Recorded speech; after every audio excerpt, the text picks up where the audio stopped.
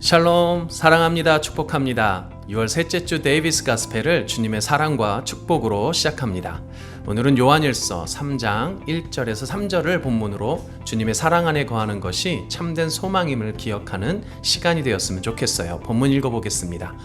보라, 아버지께서 어떠한 사랑을 우리에게 베푸사 하나님의 자녀라 일컬음을 받게 하셨는가.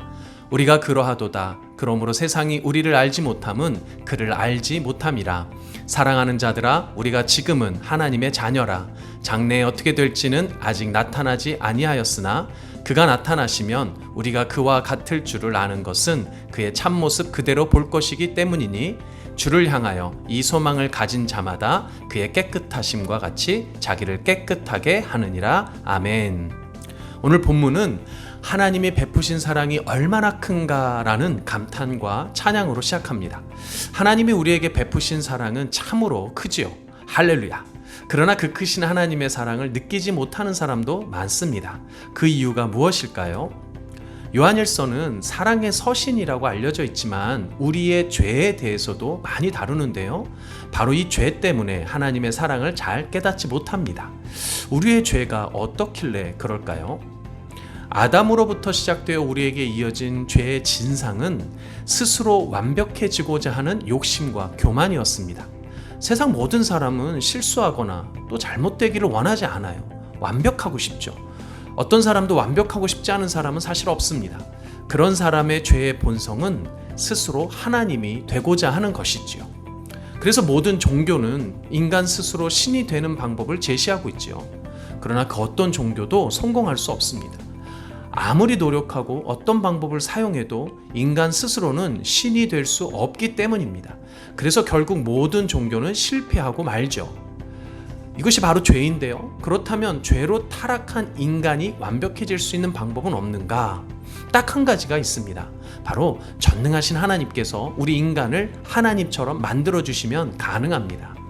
기독교는 그래서 인간이 하나님처럼 될 수 있는 유일한 종교입니다. 오늘 본문이 바로 그것을 약속해 줍니다. 첫째 1절에서 세상은 우리를 알지 못하듯이 하나님도 알지 못할 것이라고 합니다. 우리 인간과 하나님을 동일시하는 거죠.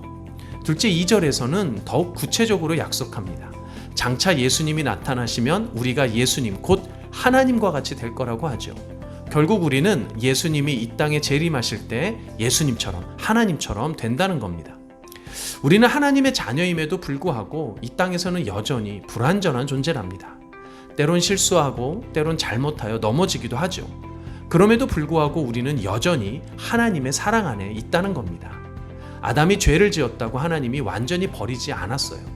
우리가 죄를 지어 망가진 존재가 되었어도 여전히 하나님은 우리를 다 자녀로 품어주세요. 불완전한 우리가 이 땅에서도 참된 소망을 가질 수 있는 이유는 바로 그 하나님의 사랑이 우리를 구원하시기 때문이죠. 그래서 죄를 온전히 깨달아야 하나님의 사랑을 온전히 깨달을 수 있는 겁니다. 오늘 본문 3절에서도 사도 요한은 이 소망을 가진 자, 즉 하나님의 사랑 안에 거하는 자는 하나님이 깨끗하신 것처럼 깨끗하라고 권면합니다. 깨끗하라는 것은 물론 죄를 짓지 말라는 말이겠죠. 하나님의 말씀대로 하나님 사랑, 이웃 사랑하라는 말이 됩니다. 그러나 오늘 본문에 비추어 보면 그 죄는 우리 스스로 완벽해지려고 헛된 노력을 하는 것이에요. 구원자 예수를 믿는 것 이외에 다른 방법을 찾는 일이죠. 그러나 사랑하는 친구들 잊지 마세요. 우리 스스로는 절대로 신이 될 수 없어요. 완벽해질 수 없지요. 그런 의미에서 우리가 이 땅에 살며 노력해야 하는 것은 우리 스스로 완벽해지는 것이 아니라 주님의 사랑 안에서 끝까지 완주하는 것입니다. 스스로 완벽하려 하지 말고 주님과 끝까지 완주하시는 여러분들 되시길 소망합니다. 여기까지 6월 셋째 주 데이비스 가스펠이었습니다. 다음 주까지 주님 사랑 안에 거하세요. 안녕.